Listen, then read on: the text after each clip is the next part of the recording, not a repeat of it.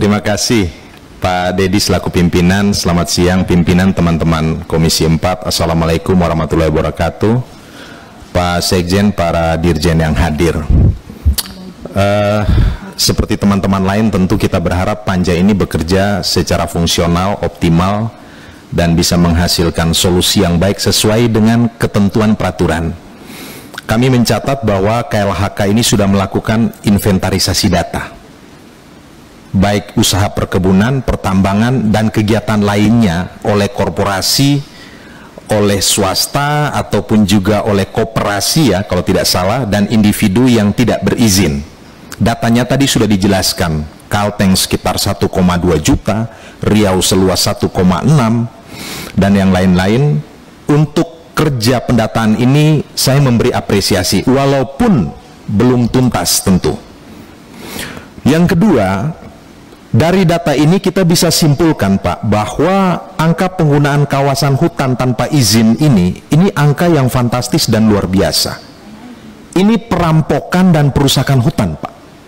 Jadi kalau kita letakkan pada konteks pelanggaran pidana, yang pertama dia udah rampok, jelas ini pidana. Yang sudah rampok, yang kedua ini dia juga merusak hutan. Jadi spirit ekologi ini berbahaya dan ini bisa berdampak kepada yang lain luasnya. Yang ketiga, bertahun-tahun dia untung, rakyat dan negara ini buntung. Nah, dari data tersebut yang saya ingin tanyakan adalah, apa langkah cepat dan tegas yang akan dilakukan KLHK terhadap para penjahat-penjahat ini? Nah, jangan hanya berhenti pada identifikasi dan hanya mendata Pak. Jangan juga hanya berhenti pada teguran tertulis Pak. Harus ada tindakan tegas. Kalau cuma mendata dan kemudian hanya teguran tertulis, ya mohon maaf Pak, kita nggak bisa berharap pada negara untuk bisa tegas pada pelaku-pelaku kejahatan ini Pak. Di sisi lain ironis, ada 1-2 orang tebang pohon, waduh negara pidana mereka, dan kemudian bersikap tegas. Ini bertahun-tahun Pak, dan mereka kaya raya dari sini Pak. Nah, tadi di mobil saya agak terlambat, sempat mengikuti penjelasan Pak Sekjen dan juga Pak Dirjen. Secara konseptual di atas kertas oke semua Pak. Tetapi kita nih pingin, mungkin perlu ada modeling Pak terhadap beberapa kasus ini, dan kita pingin lihat ketegasan Pak. Kita pingin lihat ketegasan supaya trust itu muncul. Lalu dikaitkan dengan regulasi. Tadi dikatakan oleh Kapoksi PKS Pak Slamet itu menggarisbawahi bahwa UU-CK itu kategorinya adalah inkonstitusional, bersyarat, betul ya Pak? Ya, itu lalu perangkat hukum apa yang bisa kita pakai yang kemudian bisa menimbulkan efek jera ini Pak? Yang berikut, tadi Pak Dedi bertanya sebelum masuk ke sesi tanya jawab kepada Pak Sekjen, Pak Sekjen, sebelum ini mereka take over secara sepihak, itu kan pasti pohon-pohonnya ditebang tuh. Mohon maaf Pak Sekjen jawabnya kayak pelintut-pelintut. Jawabannya tidak tegas Pak Sekjen. Kita pingin Pak Sekjen menjawab, oh ada 1000 pohon di situ, 1 pohon kami hargai sekian, dan dengan demikian harganya harus begini. Jadi nominalnya itu sebelum pohon itu ditebang dan setelah ditebang Pak. Jadi bukan cuma post factum Pak. Untuk sementara ini dulu. Terima kasih. Terima kasih pimpinan dan anggota Komisi 4. Nanti saya akan juga dibantu Pak Dirjen Gakum dan Dirjen PKTL sesuai yang dikonfirmasi atau ditanyakan. Yang pertama terkait dengan regulasi konstitusional, kami mengikuti terus pimpinan dan anggota Komisi 4 proses yang dilakukan oleh pemerintah, dalam hal ini yang mengkoordinir Menko Perekonomian, juga didampingi Kumham dan semuanya. Putusan MK ini memang dalam proses penyelesaian untuk memenuhi dari apa yang diminta oleh putusan MK. Dan perjalanannya sampai hari ini berjalan ketika sekarang tahapan ke sosialisasi terhadap implementasi kebijakan UCK dan khususnya PP. Nah, kalau dilihat dari amanat putusan MK memang itu formil yang ditanyakan, dan untuk materialnya itu tidak masuk dalam amanatnya, tapi dalam posisi itu proses yang telah dilakukan sekarang itu mengedepankan untuk memasukkan perubahan di Undang-Undang 12 2011 soal peraturan perundangan. Jadi ringkasnya proses sedang berjalan Bapak, dan putusan MK ini tahapan dalam jangka waktu 2 tahun. Kalau tidak dilakukan perubahan itu akan kembali ke undang-undang asalnya. Dan hal yang penting lagi, kami konsultasi juga dengan Kumham, semua proses yang telah ditetapkan di undang-undang dan PP-nya itu tetap berjalan. Dan untuk material ketika nantinya ada perubahan itu akan masuk ke dalam revisi di undang-undang CK-nya. Tapi sekarang ini batas 2 tahun hampir selesai pimpinan, dan kaitan dengan UCK pasal 110A dan 110B.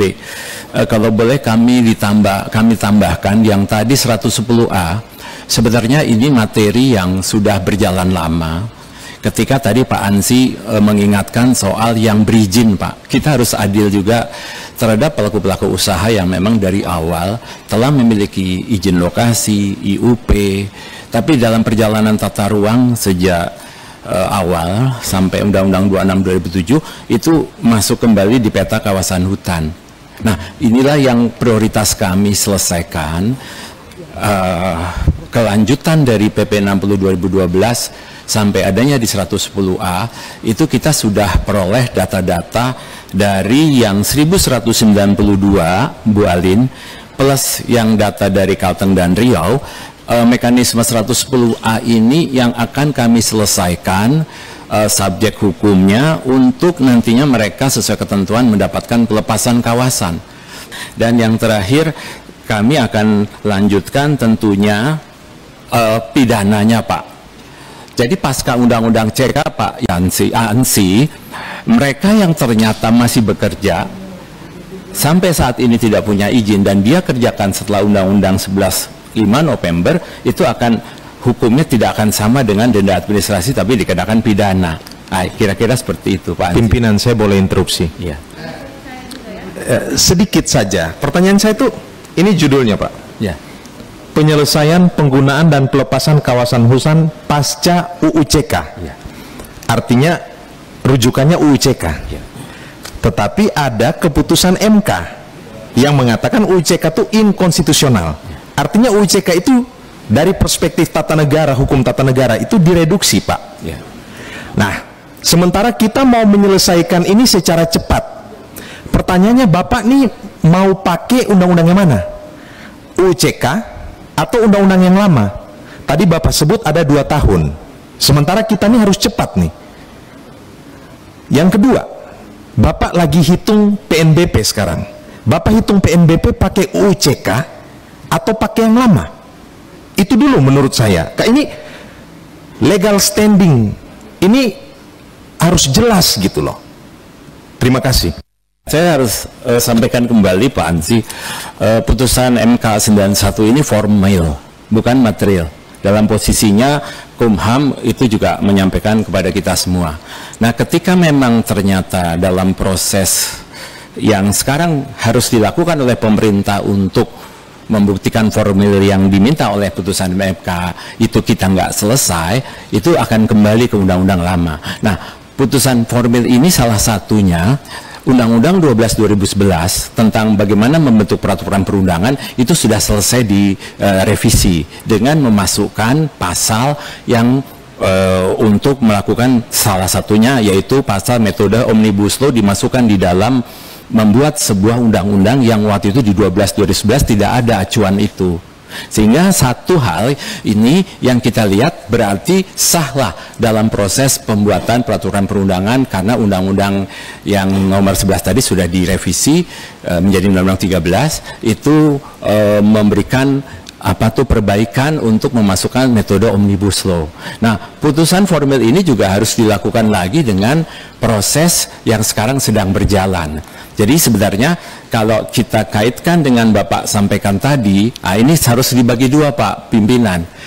Karena begini Pak, yang 110A itu sebenarnya itu proses ketika moratorium sawit 2011 dan sebelumnya ada PP 10 2010 dirubah jadi PP 60 2012. Pak Darori juga mungkin masih ingat bagaimana kebijakan kita memulai dengan mengkoreksi kekhilafan KLH kehutanan waktu itu masuk kembali Pak di kawasan hutan. Kang Deddy, sedikit boleh nggak ya? Sorry, ini saya bukan orang hukum, pengetahuan hukum juga terbatas Pak. Tapi ada dua hal. Yang pertama, kalau disebut UU CK ini inkonstitusional, ini kita diskusi Pak ya. Mungkin saya juga butuh pencerahan. Apakah disebut inkonstitusional karena dianggap ada banyak mungkin pengaduan dari masyarakat, judicial review yang dianggap bahwa UU CK ini tidak bisa dalam tanda petik menjawab rasa keadilan publik, termasuk juga dalam aspek penegakan hukum di lingkungan hidup. Tetapi UU CK ini ada keunggulannya menurut sebagian orang. Dengan sanksi administratifnya itu ada manfaat kontributif berupa PNBP yang bisa didapatkan. Nah, jadi di satu sisi dianggap agak lemah dalam penindakan hukum pidana, tetapi di sisi lain UU CK dianggap ini memberikan manfaat ekonomi buat penerimaan negara berupa PNBP. Itu yang kita pahami. Tetapi kenapa UU CK disebut juga inkonstitusional? Sebagian kalangan mengatakan mungkin sanksi pidananya kurang tegas. Ini atau lemah. Tolong saya diluruskan. Yang ingin saya katakan begini, kita ini kan diskusi spiritnya sudah kita tangkap nih. Kalau nanti ke depan mau direvisi dan sebagainya, saya ingin tahu KLHK sebagai penjaga hutan, penjaga lingkungan hidup, ekologi dan sebagainya tuh bagaimana mensintesakan dua hal ini Pak. Di satu sisi pidananya kuat sehingga ada efek jera, tetapi di sisi lain juga ada penerimaan negara. Terima kasih. Pak, silakan dijawab.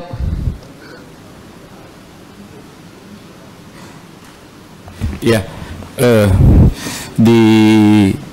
dijelaskan tadi Pak Dirjen, saya nambahkan lagi Pak soal angka Pak. Jadi ketika memang di atas 5 hektar, dia berarti yang 5-nya tidak kena denda, yang di atas 5-nya kena denda.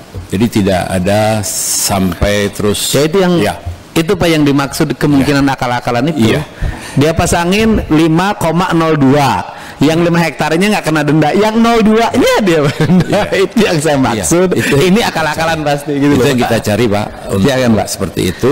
Tapi kalau 16.000 tadi satu, yaitu pasti denda administrasi dan itu cukong Pak, bukan masyarakat, dan tidak memenuhi kriteria 5 hektar dan 5 tahun berturut-turut.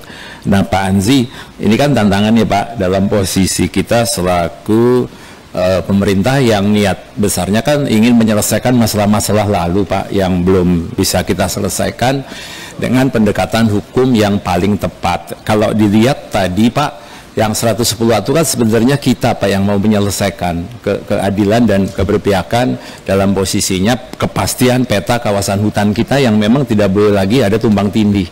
Jadi kami catat Pak untuk saran dari Pak Anzi dalam posisinya proses UCK yang sedang berjalan di hukum yang sedang berlaku.